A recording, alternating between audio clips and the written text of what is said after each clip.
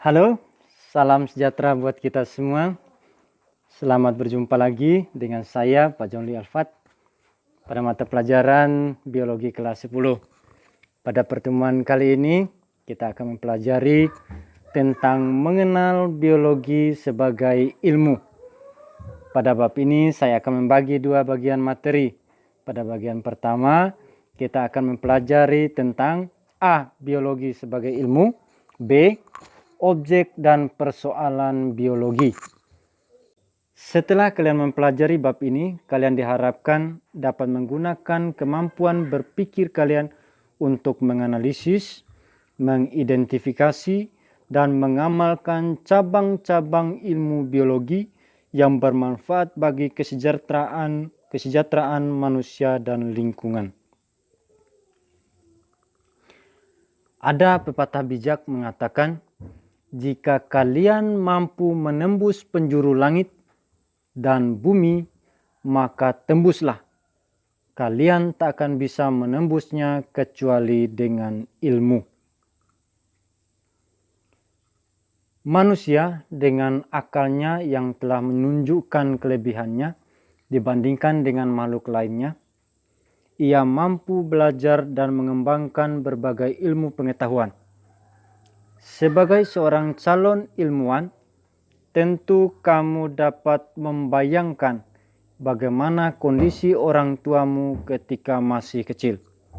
Bukan dari fisik mereka, tetapi ilmu dan teknologi yang pernah digunakan di masa mereka. Apalagi jika membayangkan kondisi bagaimana kehidupan manusia purba.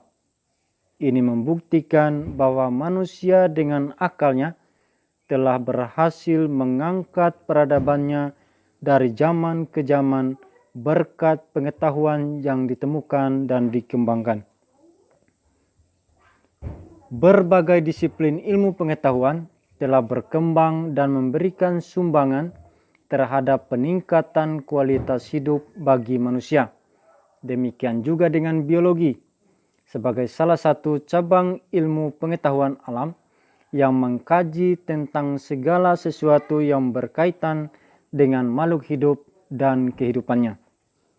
Melalui biologi, manusia belajar memahami dan mengenali dirinya agar menyadari diciptakan sebagai makhluk Tuhan yang paling sempurna. Dalam bab ini, kamu akan mengetahui lebih jauh apa sajakah objek yang dikaji dalam biologi, bagaimana biologi dikembangkan, apa manfaat dan bahayanya. Mari ikuti terus video ini.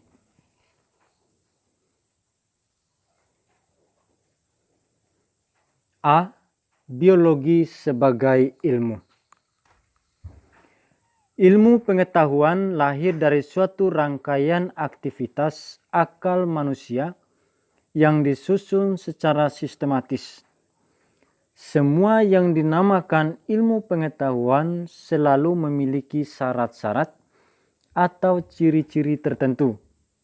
Sifat dan ciri-ciri ilmu tersebut, yang pertama memiliki objek, kedua menggunakan metode ilmiah, ketiga sistematis, yang keempat universal, yang kelima objektif, yang keenam analitis, dan yang ketujuh verifikatif. Kita akan mempelajari satu persatu ciri-ciri atau syarat-syarat biologi sebagai ilmu. Yang pertama, memiliki objek. Setiap ilmu umumnya membatasi diri pada segi kajian tertentu. Misalnya, matematika mengkaji pada objek angka-angka, fisika pada objek benda-benda fisik. Kalau kimia berupa zat-zat penyusun dan reaksi-reaksi yang terjadi. Dan pada biologi sendiri, memfokuskan pada objek makhluk hidup yang ada maupun yang pernah ada di dunia ini. Yang kedua, ciri yang kedua, memiliki metode. Berkembangnya ilmu pengetahuan tidak dapat terjadi secara kebetulan ataupun asal-asalan, melainkan mengikuti metode tertentu. Dalam mempelajari objek kajian biologi, digunakan metode ilmiah untuk menemukan kebenaran. Metode ini telah dibakukan agar dapat digunakan dan dilakukan oleh siapa saja. Ilmu yang dikembangkan dengan menggunakan metode ini sebenarnya diakui secara ilmiah. Ciri yang ketiga, bersifat sistematis. Agar mudah dikaji, ilmu pengetahuan harus tersusun mulai dari yang sederhana menuju yang lebih kompleks. Konsep yang mendasari harus mengandung hubungan sedemikian rupa yang saling mendukung dan bukan saling bertentangan. Contoh, dalam biologi disajikan konsep sel, jaringan, organ, sistem organ, dan individu yang menunjukkan adanya hierarki hubungan yang saling memperkuat objek kajian. Inilah yang dinamakan tersusun secara sistematis. Ciri yang keempat, universal. Kebenaran yang disajikan dalam ilmu pengetahuan harus berlaku secara umum. Dalam biologi, hukum-hukum atau kaidah ilmu yang ada juga berlaku secara umum. Misalnya, kaidah tentang reproduksi generatif. Ini merupakan cara reproduksi organisme yang harus didahului dengan peleburan dua sel, tentu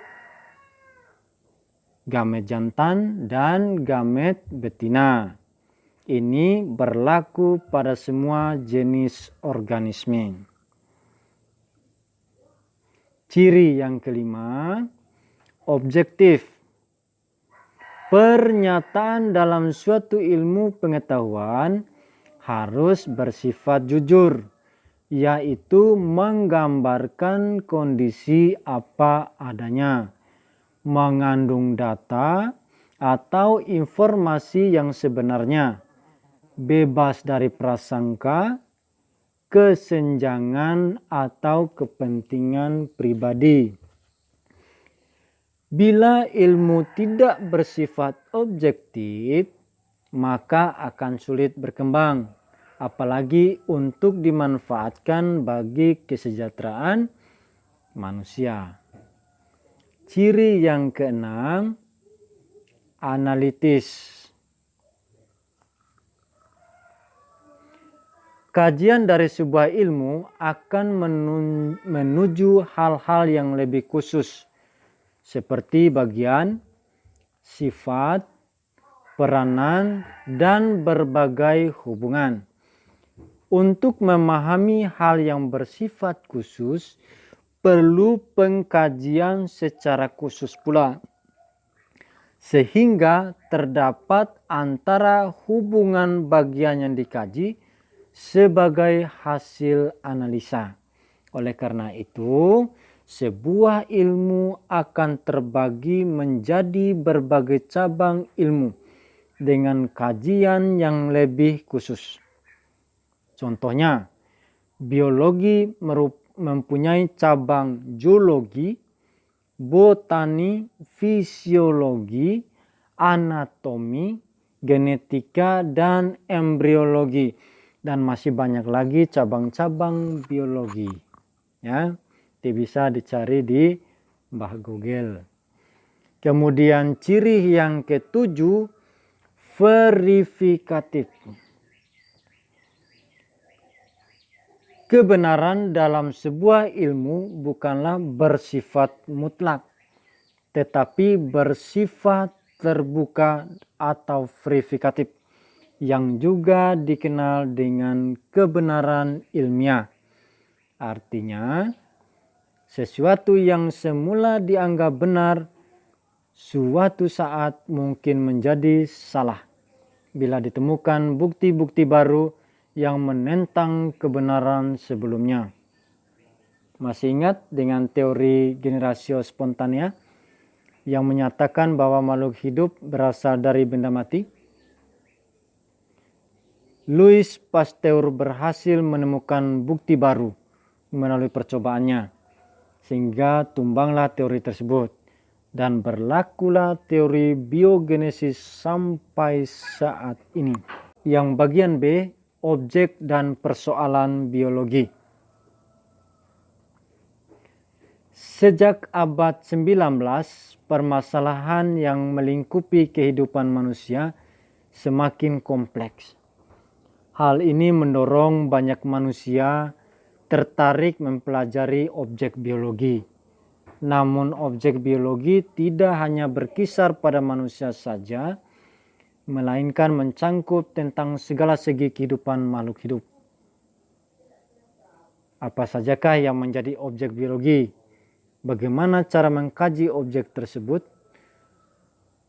Pertanyaan-pertanyaan ini sangat penting bagi jembatan untuk memahami kehidupan sebagai karunia Tuhan yang Maha Kuasa.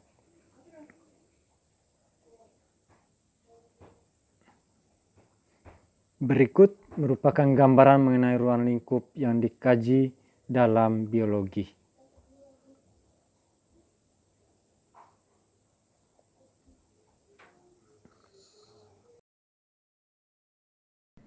Sekian dulu ya pelajaran kita hari ini.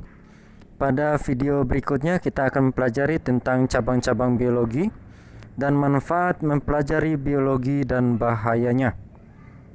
Jangan lupa subscribe, like, and share pada teman-teman kalian supaya juga teman-teman kalian juga bisa belajar melalui video pembelajaran ini. Terima kasih. Salam sejahtera untuk kita semua.